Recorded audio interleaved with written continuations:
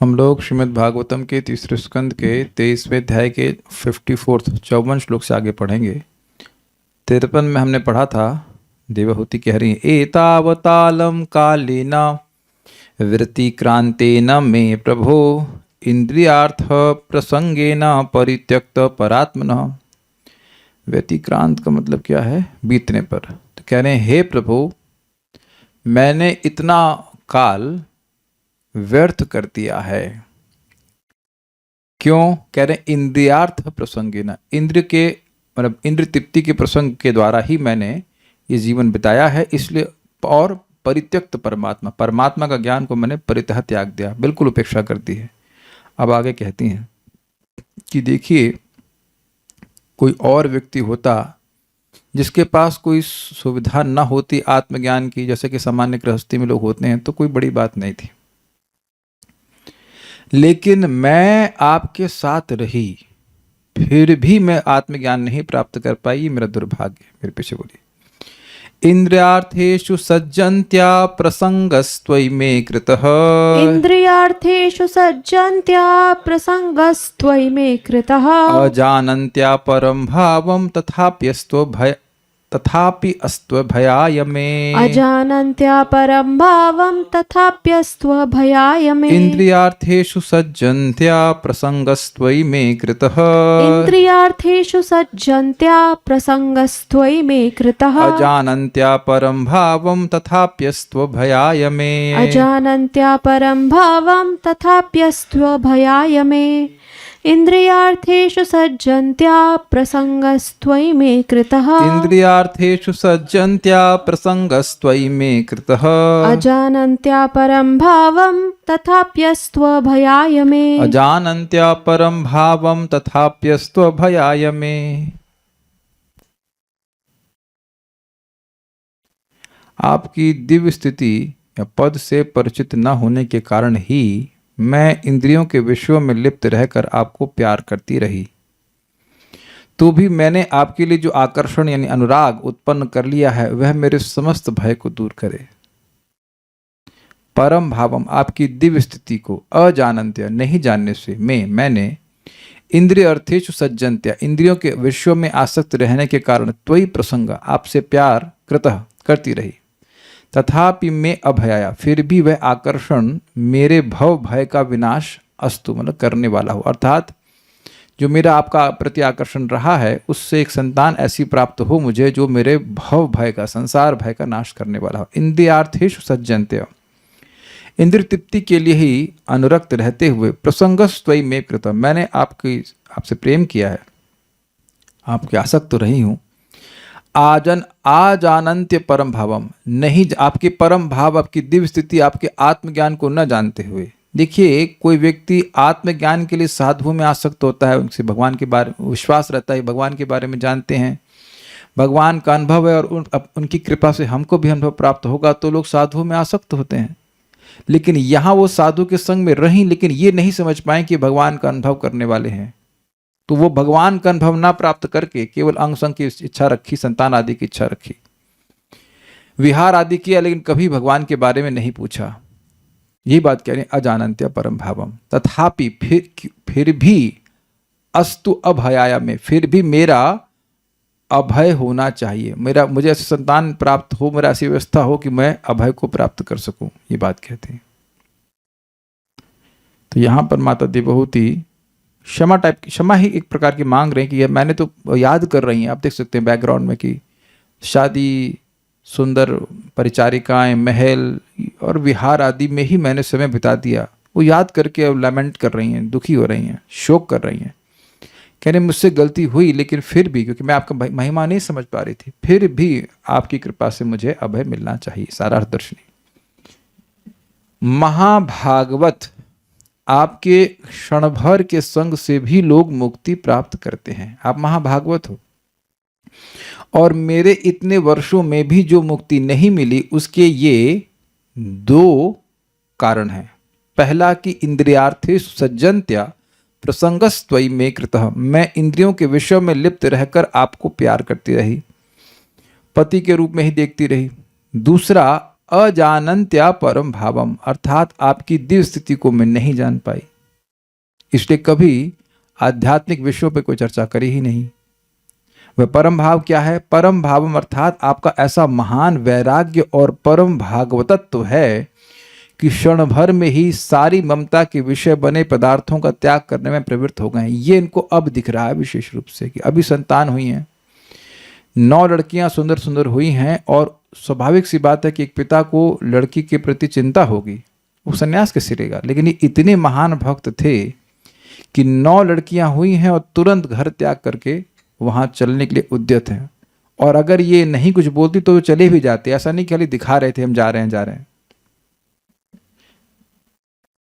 तो ये उनका परम भाव है, अर्थात परम मतलब भगवान, भगवान के प्रति ऐसा उनका भाव या आसक्ति है कि एक क्षण में परिवार को त्याग कर चले जा सकते हैं, जा सकते नहीं, जा रहे थे। तो कह रहे ऐसा मैं नहीं समझ पाई। जब विहार कर रहे थे तो ऐसे ही विहार कर रहे थे कि मानो अब बिल्कुल आसक्त हों। लाखों तो नहीं कह सकते, लेकिन काफी सालों तक उन्होंने विहार किया, तब वो नहीं समझ पाए कि यह तो इतने विरक्त हैं। तो ये बात यहाँ पे कह रहे हैं कि आपका ऐसा महान वैराग्य और परम भागवत मतलब उसको जगत में किसी वस्तु से आसक्ति नहीं होती, एक क्षण के लिए भी भगवान को नहीं भूलता ऐसे परम भागवत ये कर्दम ऋषि थे। भाई भगवान का दर्शन करके आए थे, तो ऐसा वो बाह्य रूप से प्रस्तुत करा रहे थे कि बहुत वो आसक्त हों, लेकिन थे नहीं। तो कह रहे ऐसा परम भाव मैं नहीं जानती थी, इतने महान, इतने विरक्त आप भगवान के भक्त हो, मुझे आपसे भगवान के बारे में जानना चाहिए था, लेकिन वह मैं नहीं जानी। तो इसलिए वह दुखी हो रही हैं, अपनी गलती स्वीकार कर रही हैं। तथापि यह होने पर भी अपराधी मुझ पर कृपा करें, यह भाव। पॉइंट क्या है? ऐसे महान भक्त से संतान प्राप्ति की इच्छा की बजाय भगवत प्राप्ति की इच्छा होनी चाहिए, लेकिन भगवत प्राप्ति की इच्छा ना करके निम्नहीन इच्छा की है, इसलिए कह रहे हैं कि मैं अपराध बोध कर रहा हूँ। इसलिए उनको अपराध बोध हो रहा है, कह रहे इसलिए मैं अपराधी हूँ, फिर भी क्योंकि मैंने आपसे प्रेम किया, आपकी सेवा की है, आपकी कृपा मुझ पर होनी चाहिए, ये कहती हैं। तात्पर्य, देवहूति अपनी दशा पर शोक प्रकट कर रही हैं। स्त्री होने के नाते वह प्रेम तो किसी से कर सकती थी, वह किसी कारणवश कर्दम मुनि से प्रेम करने लगी, किंतु उनकी आध्यात्मिक उपलब्धि से वह अपरिचित ही रहीं। कर्दम मुनि देवहूति के मन की बात जान गए। सामान्यतः सभी स्त्रियां भौतिक सुख भोगना चाहती हैं, वे अल्प ज्ञानी कही जाती हैं क्योंकि भौतिक सुख के लिए उन्मुख रहती हैं। देवहूति को पछतावा है कि उसके पति ने सर्वश्रेष्ठ भौतिक सुख प्रदान किया, किंतु उसे यह पता न चल पाया कि वे आत्मबोध में कितने उठे हुए थे। भाई कैसे मालूम चलेगा कि कोई व्यक्ति आत्मबोध में उठा हुआ है? उसकी विरक्ति से मालूम चलेगा, वह तो दिखाई नहीं, महल खुद ही सृष्टि कर दिए। और दूसरा बात होती है, मुख्यतः बात होती है भगवान की वाणी के, भगवान के संबंध में वो कुछ बोलते हैं, वो बोले ही नहीं। वो क्यों नहीं बोले? क्योंकि इनको इच्छा भी नहीं थी सुनने की उस समय। तो कैसे मालूम चलता कि इन्हें आत्मबोध प्राप्त है कि नहीं? उसका कहना है कि यद्यपि अपने महान पति की महिमा को वह नहीं समझ पाई, किंतु उनकी शरण में होने के कारण उसे भौतिक बंधन से मुक्त होना चाहिए। महापुरुष की संगति बहुत महत्वपूर्ण होती है। चैतन्य चरितामृत में भगवान चैतन्य ने कहा है कि साधु संग अत्यंत महत्वपूर्ण है, क्योंकि भले ही कोई ज्ञान में कितना बड़ा चढ़ा क्यों ना हो, किसी महान साधु पुरुष की संगति मात्र से वह तुरंत आत्मजीवन में आगे बढ़ जाता है। एक स्त्री के रूप में सामान्य पत्नी बनकर देवहूति कर्दम मुनि से अपने इंद्रिय सुख तथा अन्य सुविधाओं के लिए आसक्त थी, किंतु वास्तव में उसे एक महान पुरुष का सानिध्य प्राप्त हुआ था। अब उसे इसका ज्ञान हुआ, अतः वह इस संगति का लाभ उठाना चाह रही थी। ये बताया गया है प्रथम स्कंद में कि महान भक्तों से कोई लौकिक बात करता है तब भी उसका लाभ हो जाता है, तो आध्यात्मिक बात करे तो कहना ही क्या मतलब समझ लीजिए। तो यहाँ पे कह रही हैं कि मैं अपने आचरण की वजह से नहीं, अपितु आपकी महान भक्ति के कारण मेरा उद्धार होना चाहिए, ये कहती हैं। इसलिए मैं कह रही कि मैंने तो अपराध ही किया, मैं तो आपसे कुछ आध्यात्मिक विषय पे बात नहीं करी, लेकिन फिर भी आपकी कृपा से मेरा उद्धार होना चाहिए। अगला श्लोक देखिए, बहुत सुंदर बात बोल रही हैं। कह रहे हैं कि एक सिद्धांत बता रहे हैं कि देखिए,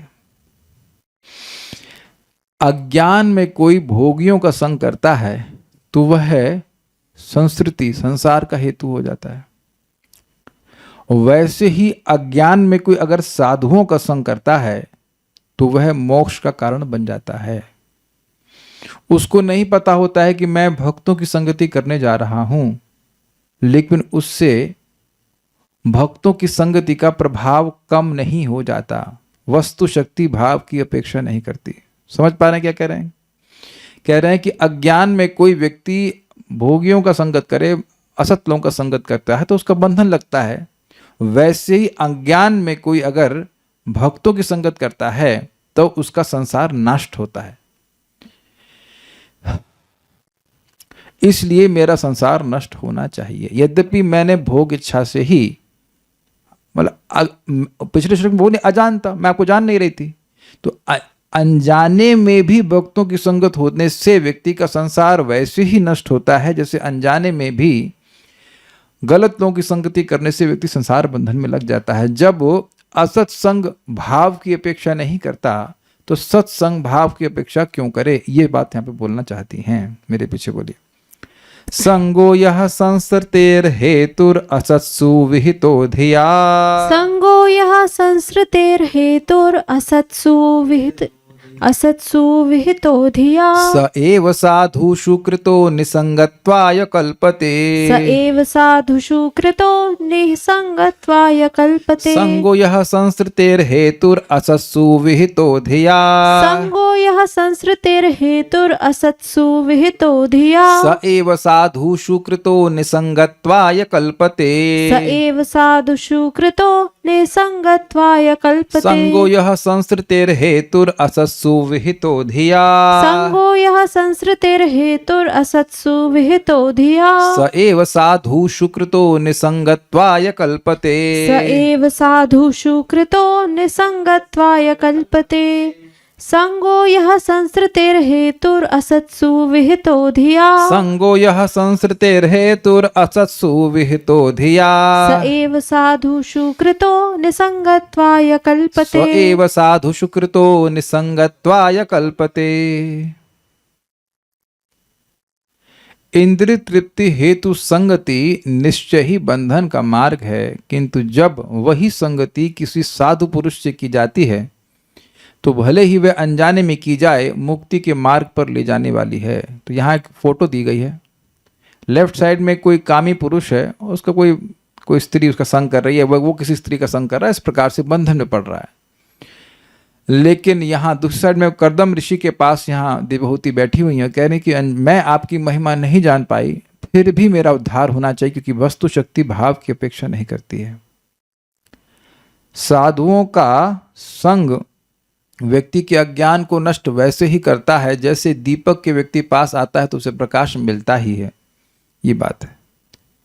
अधिया, धी मतलब बुद्धि, धिया मतलब बुद्धि के द्वारा, और अधिया मतलब बिना बुद्धि के द्वारा, अज्ञान से, अज्ञान के कारण असत्सु, असज्जन पुरुषों के साथ, असत्सु मतलब अभक्त, जो भोग में लगे हैं, विहित किया गया यह संग, जो संग संसृते संसार बंधन का हेतु है, कारण होता है।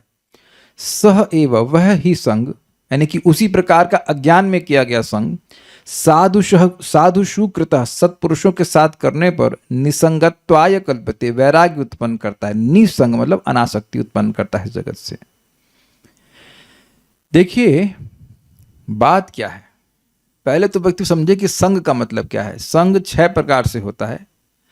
कुछ गिफ्ट देना और गिफ्ट स्वीकार करना, कुछ भोजन देना, भोजन स्वीकार करना, या मन की बात को कहना और मन की बात को सुनना।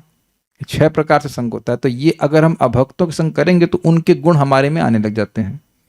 जो उनकी आसक्तियां, जो उनको अच्छा लगता है वह हमको अच्छा लगने लगता है, और उनको भगवान अच्छे नहीं लगते, उनको माया अच्छी लगती है।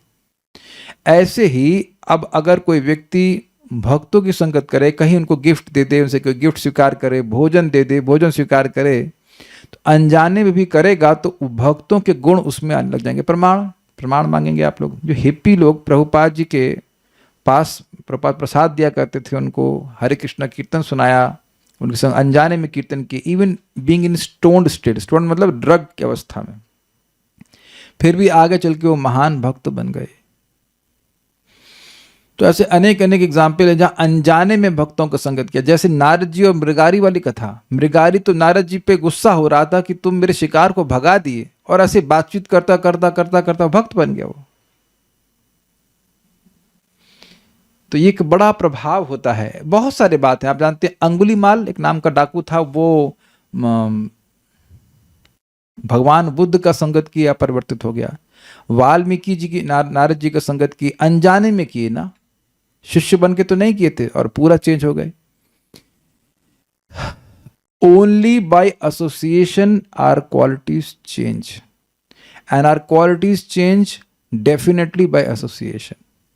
हम लोग, हमारी जो चेतना है एक मणि की तरह है, मणि में जो प्रकाश डाला जाएगा वही परावर्तित होगा। ऐसा हो नहीं सकता है कि हम संगति करें और रंग ना चढ़े। इसीलिए यहाँ बोला जा रहा है कि हमने इतनी संगति की है, अनजाने में ही करी है, लेकिन फिर भी उसका प्रभाव होना चाहिए। संगो यह संस्कृतेर हेतु, जो संग संस्कृति का हेतु यानी संसार का, जो भवबंधन का हेतु यानी कारण होता है, जब असत सुविहितो अधिया, जब अबुद्धिपूर्वक असत लोगों का संग किया जाता है, स एव साधु सुकृतो, वही जब अबुद्धिपूर्वक बिना जाने साधुओं का संग किया जाता है तो निसंगत्वाय कल्पते, वह निसंग का, वैराग्य का कारण बन जाता है। भक्तों का स्वभाव व्यक्ति को अच्छा लगने लगता है। अरे इसके उदाहरण तो स्वयं नारद जी हैं। वो छोटे 5 साल के बच्चे, उन्हें क्या बुद्धि थी, लेकिन वह भक्ति वेदांतों का संगति करने लगे, उनकी सेवा करने लगे, तो उनका स्वभाव, उनका धर्म उनको अच्छा लगने लग गया। ये बात है। श्रीधरी, यदि कहें कि संग किस प्रकार से अभय प्रदान का साधन हो सकता है, तो इसका उत्तर इस श्लोक से दिया गया है।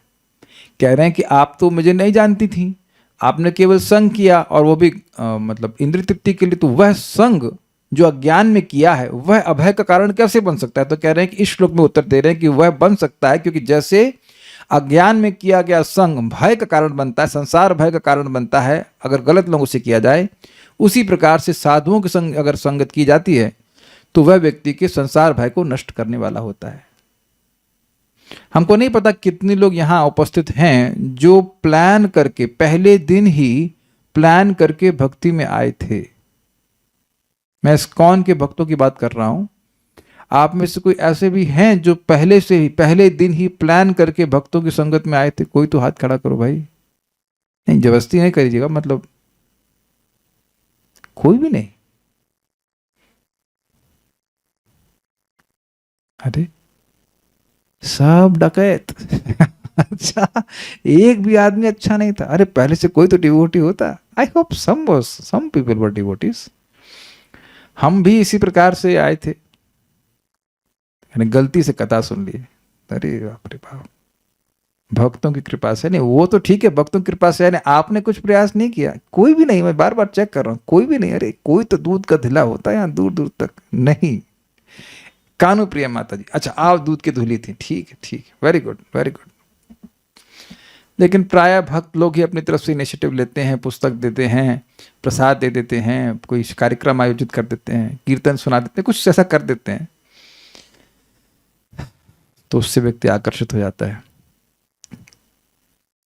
अज्ञान के कारण जो असत पुरुषों के साथ संग किया जाता है वह तो संसार बंध का ही कारण होता है, किंतु वही संग यदि सत्पुरुषों के साथ किया जाए, सत मतलब भगवत भक्त, तो वह संसार से अनासक्ति का साधन बन जाता है। सारार्थ दर्शनी। वस्तु की शक्ति कभी बुद्धि की प्रतीक्षा नहीं करती, अतएव आप जैसे साधु जनों का संग कभी व्यर्थ नहीं हो सकता, यह इस श्लोक से कहती हैं। व्यर्थ मतलब ऐसा नहीं है कि आप जैसे साधु संग मुझे केवल इंद्रिय तृप्ति प्राप्त करा करके छोड़ दें, नॉट पॉसिबल। किसी को केवल इंद्रिय तृप्ति प्राप्त हो तो वह व्यर्थता ही है।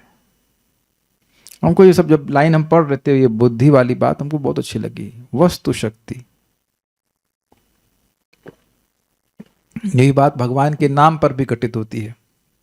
व्यक्ति कैसे भी भाव से, उस भाव हो ना हो, तुलसी अपने राम को चाहे रीझ भजो चाहे खींच, धरती पड़ के उपजेंगे उल्टे सीधे बीज। मेरी नानी शरीर छोड़ गई, लेकिन वो बात अच्छी बता गई मेरे को कि तुलसीदास कह रहे हैं कि अपने राम को, भगवान राम को कैसे भजो, चाहे रीझ के भजो चाहे खींच के भजो। रीझ समझते हैं प्रेम से, और खींच मतलब खिसिया करके, क्या यार हरे कृष्णा हरे कृष्णा। तो फिर भी क्योंकि धरती पे बीज पड़ेगा तो उपजेगा। तो भगवान के नाम का प्रभाव तो आपकी आप पर निर्भर नहीं करता है। वेदवादिनी के लिए हम एक तवा लाए थे पहले, नॉन स्टिक तवा, तो उसमें हैंडल बहुत क्लोज था। तो अब तवे को देख के मालूम चलता नहीं था कि गर्म है कि ठंडा है, तो ये पकड़ नहीं, 2-4 बार जल गए, हम नहीं इसको यूज करेंगे। दूसरा वाला तवा लाइए जो कि आप उसमें हैंडल बड़ा होता ताकि हमारा हाथ नहीं जले। Logical with through it. तो काहे आपको पता हो या ना पता हो, जो तवा गर्म है वह तो जलाएगा ही ना। ऐसे ही भक्तों की संगति, भगवान का नाम, उनकी संगति करेंगे तो आपको आप जलेंगे मतलब हमारी आसक्ति फूकेगी ही, जल फूक के खत्म होगी ही। That's a whole point. यानी कि कोई व्यक्ति अगर संबंध के द्वारा भी किसी भक्त से प्रेम कर रहा है, केवल संबंध के नाते, जीजू ताई चाची किसी तरह से प्रेम कर रहा है, वो कृष्ण कथा के माध्यम से प्रेम नहीं कर रहा, तब भी उसका कल्याण होगा। That's a point being mentioned here. अब एक भक्त कह रहे हैं zoom association does not include any of this 6। अब हमारे आप प्रिय मित्र हैं तो आपको डांटना तो नहीं चाहते हैं, लेकिन ये क्या किया आपने अभी आपने अपने मन की बात बोली कि नहीं बोली? और मैं यहाँ पे क्या कह रहा हूँ, लगातार 1 घंटा तो मन की ही बात बोल रहा हूँ। यहाँ तो बहुत से ऐसे भक्त हैं जिनसे हम कभी नहीं मिले हैं, एटलीस्ट फिजिकली तो कभी नहीं मिले, और बहुत से भक्त ऐसे हैं जो बिल्कुल नहीं मिले हैं और वो बहुत ज़्यादा मतलब कह सकते हैं अच्छे से भक्ति कर रहे हैं, उनको बात समझ में आ रही है। तब सबसे ज्यादा तो संगति वाणी के द्वारा होती है, सबसे ज्यादा संगति। कुछ समझ में आ रहा है? सबसे ज्यादा। यहां कोई बैठा रहे, भाई वाईफाई वाला आया, उसने रिपेयर करके चला गया, 10 मिनट 15 मिनट बैठा, तो क्या वो भगवान के बारे में सुना? कुछ नहीं सुना। हमारे ड्राइवर हमारे साथ मतलब जब मंदिर में थे, 1.5 घंटा जाना 1.5 घंटा आना, 1.5 घंटा जाना 1.5 घंटा आना, हम हफ्ते में 2 बार या 3 बार जाते थे। क्या ज्ञान प्राप्त किए? कुछ नहीं। वहां जाके क्लास अटेंड करते नहीं थे, गाड़ी में सो जाते थे। सबसे ज्यादा एसोसिएशन होता है श्रवण कीर्तन, सबसे ज्यादा। बाकी सबसे भी लाभ होता है, बट सबसे ज्यादा लाभ होता है श्रवण कीर्तन के द्वारा। इसीलिए तो बहुत से भक्त पहले यूट्यूब पे सुनते हैं, फिर उनको जूम पे आना चाहते हैं, because there is interaction, there is exchange. तो ये बड़ी अच्छी बात है बताई कि अज्ञान में भी कोई संगति कर रहा है तो भी उसका उद्धार हो जाएगा। अधिया मतलब अधिया, समझ में आ गया? धी मतलब बुद्धि, बिना बुद्धि के। अज्ञान वशात, यह दोनों ही स्थलों पर लागू होगा, अर्थात अज्ञानवश असत पुरुषों के प्रति आसक्ति जैसे संसार बंधन का कारण होती है, उसी प्रकार अज्ञानवश यदि वही आसक्ति सत्पुरुष पर हो तो वह विमुक्ति का ही कारण बन जाती है। लोगों का अनुभव होगा कि जीवन में जो गंदी आदतें आई हैं वो गंदे लोगों की संगत से आई थी। जितने जो भी आई, हमको पता नहीं था कि लोग खराब लोग हैं, और व्यक्ति की गलत आदत बन जाती है। तो जैसे गलत लोगों को बारे में आपको पहले से पता हो तो आप संगत ना करोगे, लेकिन नहीं पता होता है। कभी कभी कोई रिश्तेदार होते हैं, और जैसे हमारे पिताजी की शराब पीने की आदत उनके मामा जी ने लगा दी थी। हैं तो कहने के लिए मामा जी हैं, लेकिन वो तो गलत बात बताए ना। उसे पूरा जीवन हमारे पिताजी को लत पड़ गई शराब पीने की। ऐसे बहुत से लोगों के जीवन में होगा, अच्छा खासा लड़का होता है, खराब लोगों की संगत में पड़ गया, खराब हो गया। तो जैसे खराब लोगों का संगति का प्रभाव होता है, वैसे ही अच्छे लोगों की संगति का प्रभाव भी होता है। एक बात आप बड़ी, हम अब यहाँ पे इस पर बहुत लंबी टीका है श्रील भक्ति सिद्धांत सरस्वती ठाकुर जी की, बड़ी मजेदार, बहुत मजेदार पॉइंट है, उसको हम बता रहे हैं आपको। कह रहे हैं ये जो मायावादी लोग हैं ये अनासक्त होने के लिए अकेले रहना चाहते हैं, वो अकेले रहना चाहते हैं, किसी के संग में नहीं रहना चाहते हैं। लेकिन श्रील भक्ति सिद्धांत ठाकुर जी कहते हैं वो समझ नहीं पा रहे हैं इस श्लोक के अनुसार क्या कह रहे हैं। निसंगत्वाय कल्पते, भक्तों की जब व्यक्ति संगति करता है तो उससे निसंग ही होता है, उससे अनासक्ति ही डेवलप होती है जगत से। क्या मैं समझा पाया? पूरी टीका मैं नहीं रखा यहाँ पे, लेकिन जो पॉइंट मैं समझा रहा हूँ समझने का प्रयास कीजिए। भक्तों की संगति, भक्तों की संगति में आसक्ति का मतलब क्या है? श्रवण कीर्तन में आसक्ति। तो श्रवण कीर्तन में आसक्ति मतलब भगवान में आसक्ति। तो भगवान में आसक्ति हो रही है तो ऑटोमेटिक आप इस जगत से अनासक्त हो रहे हैं। तो अकेले जाकर के रहना यह कोई निसंग नहीं है, यह कोई असंग नहीं है। वैष्णवों की संगति में रहना यह वास्तविक असंग है। सबको समझ में आ गया? जब हम लोग भक्तों की संगत में आसक्त हैं, श्रवण कीर्तन में आसक्त हैं, तो स्वाभाविक रूप से हम भौतिक आसक्ति को त्याग देते हैं। इसके लिए अकेले रहना डेंजरस है। अकेले रहेंगे तो अपने मन का संगत कर रहे हैं। मन कौन सा डिवोटी हो गया है अभी? तो मायावादियों का ये जो कंसेप्ट है इम्पर्सनलिस्ट का कि व्यक्ति को अकेले रहना है, एकांत में रहना, ये अच्छा बात नहीं। निर्जनता में रहना ये अच्छी बात नहीं है। वास्तविक रूप से असंग होता है जब व्यक्ति भक्तों की संगत में रहे और इससे अपने आप निसंग हो जाता है, जगत से अनासक्त हो जाता है। भाई मैं कई बार बोला हूं कि यहां पर आप कथा सुनने के लिए आए हैं क्योंकि आपको कथा सुनना अच्छा लगता है। तो कथा सुनना अच्छा लगता है तो इसलिए अपने आप भौतिक जो बातें एटलीस्ट इस समय जो हो रही है उससे अनासक्त हो गए। नेचुरल है, सिंपल सी बात है। तात्पर्य, साधु पुरुष से चाहे जिस रूप में संगति की जाए एक सा फल मिलता है। उदाहरणार्थ श्री कृष्ण अनेक जीवात्माओं से मिलते हैं, कुछ उन्हें अपना शत्रु मानते हैं और कुछ इंद्रिय तृप्ति के साधन रूप। सामान्यतः कहा जाता है कि गोपियां इंद्रिय सुख के लिए कृष्ण पर आसक्त थीं, तो भी वे भगवान की उत्तम कोटि की भक्त थीं। किंतु कंस, शिशुपाल, दंतवक्र तथा अन्य असुर कृष्ण के शत्रु थे। वे चाहे भयवश शत्रु के रूप में या इंद्रिय सुख के लिए भक्त रूप में कृष्ण की संगति में आए, मुक्ति तो सबों की हुई। भगवान की संगति का यही परिणाम होता है। यदि कोई यह नहीं जानता कि भगवान कौन है तो भी वही परिणाम होता है। हरे कृष्णा कृष्णा कृष्ण हरे हरे, हरे राम राम राम हरे हरे। समझ गए मैं क्यों महामंत्र बोला? अरे नहीं पता है कि भगवान है, लेकिन भगवान को तो पता है कि ना क्या काम करना है। जहर ना पता हो। महाराज एग्जाम्पल देते हैं, परम पूज्य राधा गोविंद महाराज। कोई फिटकरी को कोई व्यक्ति क्या मिश्री समझे और खाए तो क्या वो है मिश्री सी लगेगी?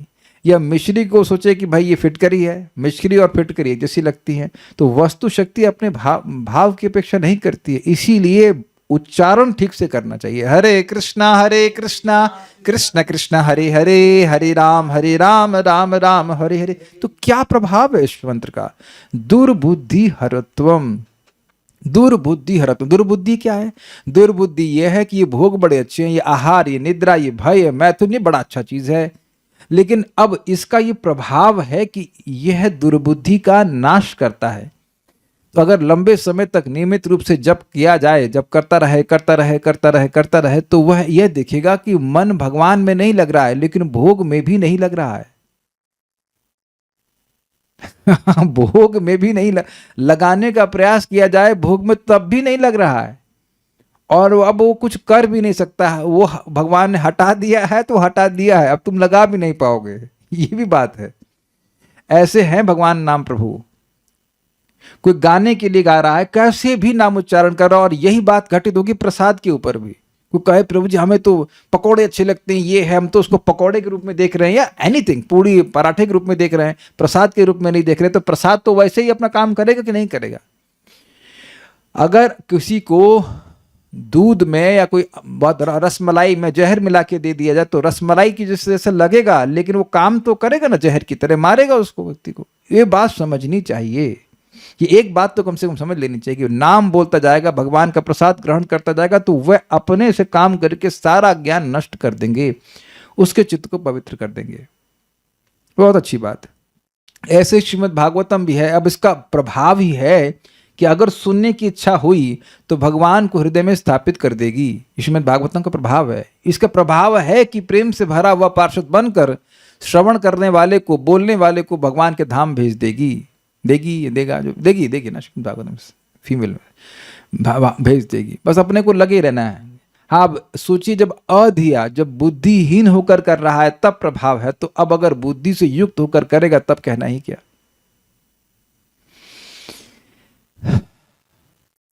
महान साधु पुरुष की संगति से भी मुक्ति मिलती है। जिस प्रकार कोई जानकर या अनजाने ही आग की ओर जाता है तो उसे गर्मी प्राप्त होती है। देवहूति ने अपनी कृतज्ञता प्रकट की क्योंकि वह कर्दम मुनि से इंद्रिय तृप्ति के लिए ही संगति कर रही थी, किंतु चूंकि वे महापुरुष थे अतः उसे विश्वास था कि उनके आशीर्वाद से वह मुक्त हो जाएगी। एक बड़ी इंटरेस्टिंग बात है, यही तो प्रायः सारी स्त्रियां कर रही हैं जो देवाहुति करी थी। सामान्यतः जगत में कोई स्त्री है, शादी होती है, संतान होती है और ऐसे करते करते वो अपना पूरा जीवन बिता देती है। तो कौन सी स्त्री के मन में ऐसा वैराग्य आता है इंद्रिय तृप्ति से? It's just natural. नहीं आता, नहीं आता मतलब नहीं आता। तो क्योंकि अब आप समझ रहे हैं मैं क्या कहना चाहता हूं। अगर कर्दम ऋषि की सेवा से कोई प्रभाव नहीं आया तो इनके हृदय में वैराग्य कैसे आया? यद्यपि वह कोई प्रवचन नहीं किए, कोई प्रवचन नहीं किए, एटलीस्ट अभी तक तो कुछ नहीं बोले हैं, तब भी प्रभाव आया कि नहीं आया? यहां आप देख सकते हो, मैं फिर रिपीट कर रहा हूं कि स्त्रियों में, मैं स्त्रियों की तरफ से बोल रहा हूं क्योंकि यहां पे पति भक्त हैं। अब पत्नी भक्तों की तो अलग केस है, लेकिन पति महान भक्त हैं तो कोई और चीज तो नहीं हुई, लेकिन ऑब्वियसली खान पान की बात तो हुई होगी, कुछ भोजन का एक्सचेंज, कुछ तो क्वालिटी उनकी आई ना भाई। नहीं तो कैसे वैराग्य आता है इंद्रिय तृप्ति से? ये देख रहे हैं कितना जोरदार वैराग्य है। ये नहीं कह रही है कि आप हमेशा के लिए घर में रहिए, ये नहीं कह रही हैं। कह रही हैं कि आप एक संतान, एक पुत्र देके चले जाइए ताकि मेरे को ज्ञान प्राप्त हो। ये नहीं कि पुत्र नौकरी करेगा और मेरा पालन करेगा, ये सब नहीं को बोल रही हैं, ताकि मुझे ज्ञान प्राप्त हो। ज्ञान देने वाला पुत्र चाहती हैं, एक बात। दूसरा यह भी कह रही हैं, अनुभव कर रही हैं कि इंद्रिय तृप्ति में मैंने केवल समय व्यर्थ किया और परमात्मा की तरफ ध्यान नहीं दिया। बता दीजिए कि आसपास कभी कोई स्त्री आपको दिखी हो ऐसी? चैलेंज कर रहा हूं कि एक स्त्री दिख गई हो जिसका पति भक्त ना हो और बस इंद्रिय तृप्ति में लगी रही हो और उसको इंद्रिय तृप्ति से विरक्ति हो गई हो। एक व्यक्ति बता दीजिए, कहीं देखा होगा आपने, कहीं देखा हो।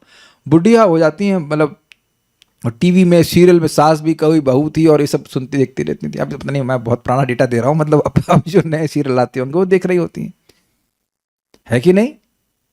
तो ये प्रभाव प्रकट आप इस कथा प्रसंग में देख रहे हैं कि यद्यपि वह शिक्षा नहीं ग्रहण करी, लेकिन उनके मन में वैराग्य आया, उनके मन में बात आई कि इंद्रिय तृप्ति अच्छी चीज नहीं है।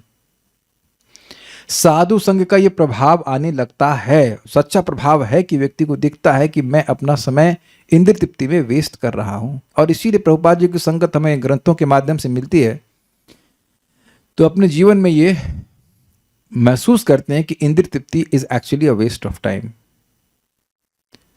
अब बड़ा सुंदर बात बोल रही हैं। आज हम 2 श्लोक बाकी हैं, थोड़ा सा ओवर टाइम हो जाए, लेकिन इस श्लोक दोनों समझने वाले हैं, लेकिन बहुत जबरदस्त। कह रहे हैं कि देखिए, जिस व्यक्ति का कर्म धर्म के लिए नहीं होता है और जिसका धर्म वैराग्य उत्पन्न नहीं करता है, और जो वैराग्य उत्पन्न कर लिया लेकिन वैराग्य उत्पन्न करने के बाद भगवान की सेवा नहीं करता है, तो वह जीवन अपि मृतो हिसा, वह जीते जी मरा हुआ है। अब कितना वैराग्य उनके मन में देखिए बुरा है कि इतने जीवन में मैंने कर्म किए लेकिन मैं धर्म नहीं करी, मुझे वैराग्य नहीं हुआ और मैं भगवान की सेवा नहीं कर पाई, मैं तो जीते जी मर ही गई। मेरा कितना बड़ा नुकसान हुआ। ये जीते जी मर जाना कितना बड़ा नुकसान सूचित कर रहा है। I have not lived for even a second. मैं एक क्षण के लिए भी नहीं जी। इस विहार के नौटंकी में मैंने केवल अपना समय व्यर्थ किया। इस प्रकार का अद्भुत वैराग्य, और ऐसा वैराग्य जब होता है, किसी के हृदय में वाकई होता है, तो वो ज्ञान का अधिकारी हो जाता है। ऐसे ही बात यहाँ पे भगवत गीता में बोली गई थी, जब अर्जुन कह रहे हैं मुझे राजा नहीं बनना है, मुझे तीनों लोगों का राज्य नहीं चाहिए, इस तरह से वो बोल रहे हैं, तो वो दिखा रहा है कि उनके मन में वैराग्य है, तो वो ज्ञान के अधिकारी हैं। तो मेरे पीछे बोलिए, बहुत सुंदर श्लोक है, बहुत अच्छा श्लोक है। नेह यत् कर्म धर्माय न विरागाय कल्पते, नेह यत् कर्म धर्माय न विरागाय कल्पते, न तीर्थपद सेवायै जीवन्नपि मृतो हि सः, न तीर्थपद सेवायै जीवन्नपि मृतो हि सः। नेह यत् कर्म धर्माय न विरागाय कल्पते, नेह यत् कर्म धर्माय न विरागाय कल्पते, न तीर्थपद सेवायै सेवायै जीवन्नपि मृतो हि सः न तीर्थपद सेवायै जीवन्नपि मृतो हि सः नेह यत् कर्म धर्माय न विरागाय कल्पते नेह यत्कर्म धर्माय न विरागाय कल्पते न तीर्थपद सेवायै जीवन्नपि मृतो हि सः न तीर्थपद सेवायै जीवन्नपि मृतो हि सः नेह यत्कर्म धर्मायै न विरागाय कल्पते नेह यत् कर्म धर्माय न विरागाय कल्पते न तीर्थपद सेवायै जीवन्नपि मृतो हि सः न तीर्थपद सेवायै जीवन्नपि मृतो हि सः। जिस पुरुष के कर्म से न तो धार्मिक जीवन का उत्कर्ष होता है, न जिसके धार्मिक विधि विधानों से उसे वैराग्य प्राप्त हो पाता है, और वैराग्य प्राप्त पुरुष यदि भगवान की भक्ति को प्राप्त नहीं होता तो उसे जीवित होते हुए भी मृत मानना चाहिए। तो यहाँ पे देखिए एक पहले व्यक्ति को दिखाया है लेफ्ट साइड में, तो वो अपने भौतिक कार्यों में ही लगा, वो धर्म कर ही नहीं रहा है, तो वो मरा हुआ है। अब दूसरे व्यक्ति हैं जो कर्म कर रहे हैं, उसमें कर्म जो है वो धर्म के लिए कर रहे हैं, ब्राह्मण हैं, लेकिन भगवान की भक्ति नहीं कर रहे हैं, कुछ वो कर रहे हैं कर्मकांड के लिए, अर्थात भौतिक इच्छा की प्राप्ति के लिए, तो वो मरे हुए हैं। और तीसरे जो साइड में साधु दिख रहे हैं वो भी विरक्त हो गए, चलो ठीक है, लेकिन भगवान की भक्ति नहीं कर रहे, तो तीनों ही मरे हुए हैं, जी रहे हैं, सांस चल रही है, लेकिन जीवन अपि मृतो हि सः। इसीलिए भगवान विष्णु को पीछे बैकग्राउंड में दिखाया गया कि सब भगवान विष्णु को बैकग्राउंड में रख दिए, उनके जीवन भगवान नहीं है।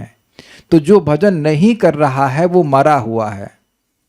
तो सभी लोग वस्तुतः शोक सभा में ही हैं, क्योंकि माँ मरी हुई है, पिताजी मरे हैं, भाई भी मर गया है, भाभी भी मर गए, सब मर गए। क्या हुआ? शोक सभा, क्योंकि जीवन अपि मृतो हि सः। और अपनी शोक सभा में स्वयं ही बैठे हुए हैं, भूत बनकर, पितर बनकर। ये बात है, बड़ा कठोर लग रहा है, लेकिन बात यही है, क्योंकि जगत में पहली बात, जगत में लोग धर्म नहीं करते हैं, स्पेशली कलयुग में। और अधिक यदि कुछ धर्म कर भी दिया तो वो उसका उद्देश्य होता है कि हमें कुछ भौतिक लाभ मिल जाए, तो विरक्त नहीं होते हैं। अब इसका लॉजिक समझिए, बहुत इंपॉर्टेंट है। ये कर्म तो हर व्यक्ति करता है, चाहे धार्मिक हो चाहे धार्मिक हो, तो वो तो जीव की प्रवृत्ति है। वेद उसको धर्म करने के लिए कहते हैं, ताकि धर्म अर्थ काम के चक्कर में पड़े, काम चाहता है, लेकिन ऐसा करते करते उसे विरक्ति आनी चाहिए। तो अगर विरक्ति नहीं आई तो वो व्यर्थ क्या सारा कुछ, ये पॉइंट है। विरक्त मतलब भाई मैं इस जगत में कुछ सुख नहीं है, लेकिन जगत में सुख नहीं है, केवल यही बात जान लेना पर्याप्त नहीं है। वास्तविक सुख भगवान की भक्ति में ये समझ में आना चाहिए। तो इतना विरक्त हो जाए कि वह भगवान से ही विरक्त हो जाए, तो वह मरा हुआ है। तो जीते जी मरने का तरीका यही है। कह रहे इसी प्रकार से मैंने अपना जीवन, अगले श्लोक में कहेंगे, मैंने अपना जीवन व्यर्थ किया। यह इस संसार में यद कर्म न धर्माया, जिस पुरुष के कर्मों से न धर्म का साधन होता है, न विरागाय कल्पते, न उससे वैराग उत्पन्न होता है। मतलब समझे, जिस कर्म से धर्म नहीं होता वो मारने वाला है। जो कर्म धर्म तो उत्पन्न किया लेकिन वैराग्य उत्पन्न नहीं किया, मारने वाला होता है। और जो वैराग्य अब भगवान की भक्ति की तरफ नहीं लेके जाता, वो भी मारने वाला होता है। तो न धर्म काम का है, न वैराग्य काम का है, न कर्म काम का है, अगर भगवान की भक्ति नहीं है। जैसे किसी के शरीर में प्राण ही ना हो, तो आप बताइए क्या मतलब है। मंडनम अप्राणस्यैव देहस्य मंडनम लोक रंजनम। अप्राणस्यैव देहस्य, जैसे किसी देह में प्राण ही ना हो तो उसको सजाने का क्या मतलब हुआ। उसको मंडनम लोक रंजनम, केवल लोगों का मनोरंजन करने के लिए, भाई ये बहू मर गई, इसका हम अब क्या कहते हैं उसको, यहाँ पे सिंदूर लगा रहे हैं, श्रृंगार कर रहे थे, मर गई, इसका क्या श्रृंगार कर रहे हो, क्या मतलब हुआ उसका। उसी प्रकार से जो व्यक्ति भगवान का भजन नहीं कर रहा वो मरा हुआ, ये बात बोल रहे हैं। तो कह रहे न तीर्थ पद, न उस वैराग्य प्राप्त व्यक्ति से ही भगवान श्री हरि का सेवा ये भजन होता है, तो सह वह व्यक्ति जीवन अपि मृत है, सह जीता हुआ भी मृत यानी मुर्दे के समान ही है। न इह यत कर्म धर्माया, जिस व्यक्ति का कर्म धर्म के लिए नहीं होता, और न विरागाय कल्पते, और जिसका धर्म, जोड़ लीजिएगा, जिसका धर्म से वैराग्य नहीं होता है, और उस वैराग्य आदि से न तीर्थ पद सेवाए, भगवान विष्णु जिनके चरणों में सारे तीर्थ हैं उनकी सेवा नहीं होती है, तो जीवन अपि मृतो हि सः, वह व्यक्ति जीते जी ही मर गया। वो जिए या मरे उसको मतलब नहीं, मरा ही हुआ है वो। मतलब मतलब ये कि जैसे मरा हुआ व्यक्ति क्या कोई कर्म करता है? क्या मरे हुए व्यक्ति कोई धर्म करता है? और मरा हुआ व्यक्ति जगत से विरक्त है, लेकिन मरा हुए व्यक्ति के वैराग्य उसका क्या काम आएगा? मरा हुआ व्यक्ति तो किसी में आसक्त नहीं है, लेकिन उसके वैराग्य का क्या मतलब हुआ? कोई मतलब नहीं, तो मर गया ना। उसी प्रकार से वैराग्य हो, धर्म हो, कर्म हो, जो कुछ भी हो, उसका कोई मतलब नहीं अगर वो भगवान की सेवा नहीं करता है। बहुत स्ट्रांग वर्ड्स हैं ये, कितने अमेजिंग वर्ड्स हैं। इससे समझ में आना चाहिए कि हमारे जीवन की दिशा किधर होनी चाहिए। कर्म करें, जो कुछ कार्य कर रहे हैं वो ठीक है, लेकिन उसका उद्देश्य भगवत भक्ति होना चाहिए। इट शुड, इसे पर्यवसान कहते हैं, कल्मिनेट इन डिवोशनल सर्विस। इसीलिए इस जगत में हम रहते हुए हमें जो कुछ भी कार्य करें उसका संबंध भगवान से होना चाहिए, नहीं तो वो केवल मारने वाला कार्य है। श्रीधरी, स्वाभाविक रूप से किया जाने वाला जिस पुरुष का कर्म न तो धार्मिक होता है और न तो वह निष्काम होने के कारण संसार से वैराग्य उत्पन्न करने वाला हो और न तो उसका पर्यवसान श्री भगवान की सेवा में ही होता हो, ऐसा व्यक्ति संसार में जीवित भी रहकर मरा हुआ ही। और मैंने, अगर मान लीजिए माता देवहूति कहें मैंने ऐसा अब तक कौन सा कर्म किया है जो भगवान के प्रति में जाऊं, तो मैं तो मरी ही रह गई, इसलिए अभय आया। मुझे अभय प्रदान होना चाहिए, मुझे इस मृत्यु से, मरे हुए जीवन से बचाया जाना चाहिए। सारार्थ दर्शनी, यदि कोई कहे देखो किस कारण इस प्रकार निष्प्रियता कर रही हो, तुम्हारी इतनी विषय संपत्ति है, अतएव उसी का भोग करो, इस पर कहती है नेह। अरे इस भोग में कुछ नहीं रखा है। जिसका कर्म अर्थात देह इंद्रिय आदि का व्यवहार धर्म आदि का निमित्त नहीं होता, अर्थात इस जगत में जिसका कर्म धर्म साधक और वैराग्य सहायक न हो तथा जिसका वैराग्य भगवान की सेवा का कारण न हो, उसका जीवन मरण समान ही है। देखिए सिंपल सी बात है, इस जीवन में अभी के समय राइट नाउ आप लोगों का कुछ वैराग्य है तब ना भक्ति में आ पा रहे हैं। अगर अभी आसक्ति होती पिक्चर देखने में तो पिक्चर देख रहे होते ना कि क्लास सुन रहे होते। Is it not? कुछ तो वैराग्य है ना, कि कुछ भी नहीं है। तो ये वैराग्य आपका भक्ति में सहायक हो रहा है कि नहीं हो रहा है? कुछ वैराग्य है तब ना सुबह उठ के जप कर रहे हैं। तो आप ये देख सकते हैं ऑब्वियसली भक्ति के द्वारा हुआ है, लेकिन फिर भी है ना वैराग्य, सहायता कर रहा है कि नहीं कर रहा है। लेकिन ऐसा वैराग्य जिसमें लोग भगवान की बात को ही नहीं सुनना चाहते, कीर्तन में ही आना नहीं चाहते हैं, तो ऐसा वैराग्य उसको मारने वाला है, फायदा नहीं देने वाला। तात्पर्य, देवहूति का कहना है कि वह अपने पति से इंद्रिय तृप्ति के लिए अनुरक्त थी, जिससे भौतिक बंधनों से मुक्ति नहीं मिल सकती, अतः उसका जीवन वृथा गया।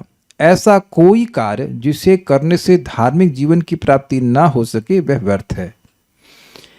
स्वभाव से प्रत्येक व्यक्ति कोई ना कोई कार्य करना चाहता है, और जब उस कार्य के करने से धार्मिक जीवन मिल सके और फिर उससे विरक्ति और विरक्ति से भक्ति प्राप्त हो सके, तो समझना चाहिए कि कार्य सिद्ध हुआ, नहीं परफेक्ट हुआ। जैसा कि भगवद गीता में कहा गया कि जिस कार्य के करने से अंततः भक्ति प्राप्त नहीं होती वह बंधन का कारण बनता है। यज्ञार्थात कर्मणो अन्यत्र लोको यम कर्म बंधना। मतलब यज्ञ के अर्थ के लिए, विष्णु के लिए जो कार्य किया जाता है वह मोक्ष का कारण बनता है, बाकी सारे कर्म बंधन के कारण ही बनते हैं। इसकी व्याख्या मैं कल भी कर चुका हूं, तो इधर और व्याख्या नहीं कर रहा हूं। यदि कोई अपने सामान्य कार्य से प्रारंभ करके क्रमशः भक्ति के पद को प्राप्त नहीं कर लेता तो उसे मृतक के समान मानना चाहिए। उसके सारे मेडल पॉस्थुमस हैं। पॉस्थुमस समझते हैं? पॉस्थुमस मतलब मरने के बाद जो मेडल दिए जाते हैं समझे? अरे हमारा लड़का बीटेक में फर्स्ट आया है, अच्छा, मरने के बाद ना। तो जो भी 10th में फर्स्ट आया मेडल, जो कुछ भी मेडल मिल रहे हैं वो सब मरने के बाद वाले मेडल, मरा हुआ व्यक्ति है, ये बात है। जिस कार्य से कृष्ण भक्ति का ज्ञान ना हो ले वह व्यर्थ है। इसीलिए भक्तों को भगवान का नाम जप, भगवान का प्रसाद ग्रहण और भगवान की कथा, इन तीनों का आश्रय लेना ही चाहिए। इन तीनों से बहुत भगवान का बोध होता है। भगवान की बात सुनने से, भगवान का प्रसाद ही ग्रहण करने से और भगवान का नाम उच्चारण करने से, ये तीन चीज करेगा तो उसके जीवन में भक्ति का कोई अभाव नहीं रहेगा। और इसको नेग्लेक्ट करेगा तो निश्चित रूप से उसके जीवन में अभाव होगा। बहुत खतरनाक बात है। अब मान लीजिए कहें कहें कि किनको कह रही हो तुम, कौन मरे हुए हैं? कहते हैं हम ही हैं, वो हम ही हैं और कोई नहीं, हम ही हैं। हम ही अब इस प्रकार से अपना जीवन जिए कि भक्ति नहीं की, इसलिए अपने कोई कह रही है। साहम भगवतो नूनम वंचिता मायया दृढ़म साहं भगवतो नूनं वंचिता मायया दृढम् यत्वाम विमुक्तिदं प्राप्य न मुमुक्षेय बंधनात्। यत्त्वां विमुक्तिदं प्राप्य न मुमुक्षेय बन्धनात्। साहं भगवतो नूनं वंचिता मायया दृढ़म् साहं भगवतो नूनं वंचिता मायया दृढम् यत्वाम विमुक्तिदं प्राप्य न मुमुक्षेय बंधनात्। यत्त्वां विमुक्तिदं प्राप्य न मुमुक्षेय बन्धनात्। साहं भगवतो नूनं वंचिता मायया दृढम् साहं भगवतो नूनं वंचिता मायया दृढ़म् यत्त्वां विमुक्तिदं प्राप्य न मुमुक्षेय बन्धनात्। यत्वाम विमुक्तिदं प्राप्य न मुमुक्षेय बंधनात्। हे स्वामी, मैं निश्चित रूप से श्री भगवान की अलंघ माया द्वारा बुरी तरह से ठगी गई हूँ। क्यों? क्योंकि भवबंधन से मुक्ति दिलाने वाले आपकी संगति में रहकर भी मैंने मुक्ति की चाहत तक नहीं करी। अरे चाहती तो मिल जाती, ऐसा भी नहीं था कि सत्संग के लिए हमको जूम चालू करना पड़ता। एक तरह से मतलब कुछ भी नहीं, कोई नेट की फीस नहीं, आप स्वयं ज्ञान में सर्वोपरि। अरे घर में ही ऐसा व्यक्ति जो भगवान का अनुभव, भगवान का दर्शन करके आए, उससे भी कोई भगवान की बात की चाहत ना करे तो वो चीटेड हुआ कि नहीं हुआ? है कि नहीं? ऐसा भी नहीं है कि कहीं मीटिंग में जाना हो, कोई जूम करना हो, वह भी नहीं, यूट्यूब पे जाने की जरूरत नहीं, कुछ भी जरूरत नहीं। घर में ही बैठे हैं वो व्यक्ति जो भगवान का अनुभव करके आए। और ये बात प्रसिद्ध भी होगी, मैं समझता हूं कि शायद सुनी तो होंगी, भगवान को देखे हैं तब भी नहीं पूछी। देखिए इस बात को आप समझिए, बहुत से भक्तों के घर में श्रीमद् भागवतम प्रभुपाद जी के द्वारा लिखित होगी, है कि नहीं? एकदम सामने प्रभुपाद बताते हैं कि पहले जमाने में ये भागवत या जो भी थी वह ब्राह्मणों के पास ही होती थी।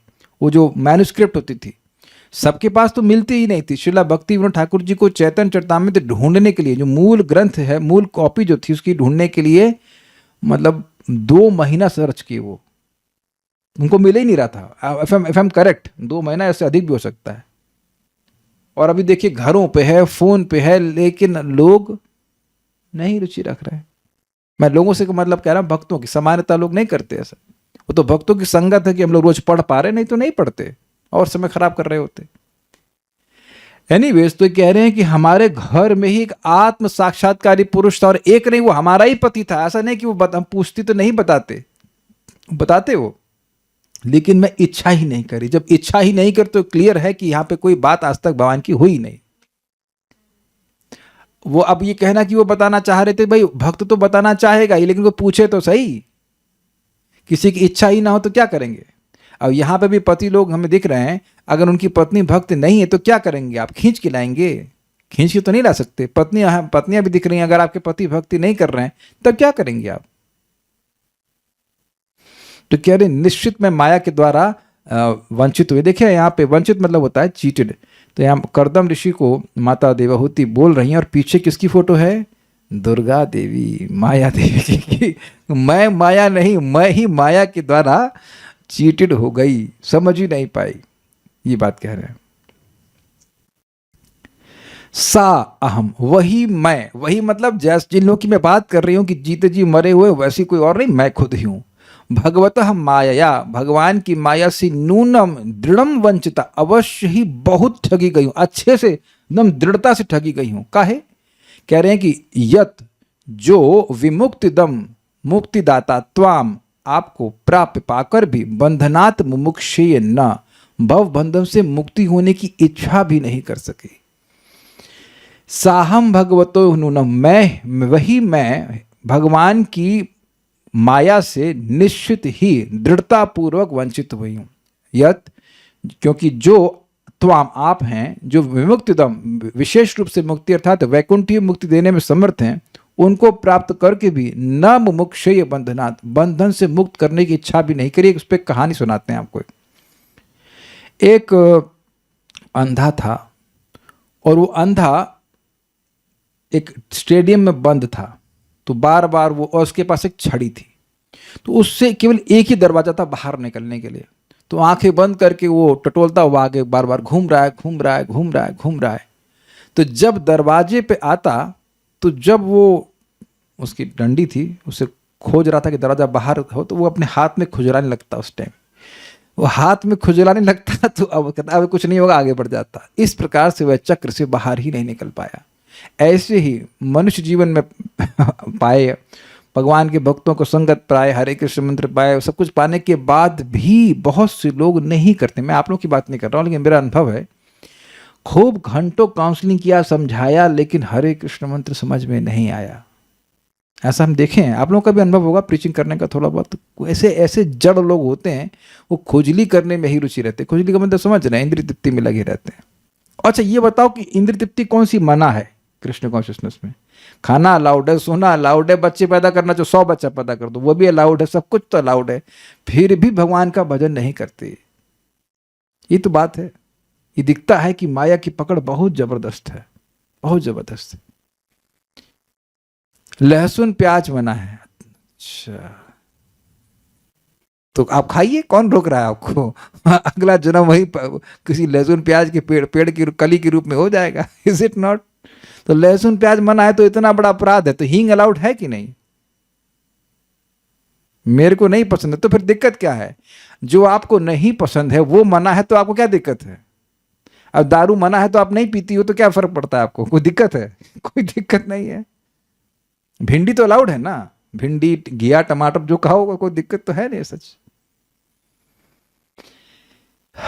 सारार्थ दर्शनी, उस विषय में उदाहरण मैं ही हूं, कहीं और जाने की जरूरत नहीं है। यह कहती हैं वह मैं ही जीवित हूं, वही मैं हूं। मैं जीते जी मर रही हूं, मरी हुई।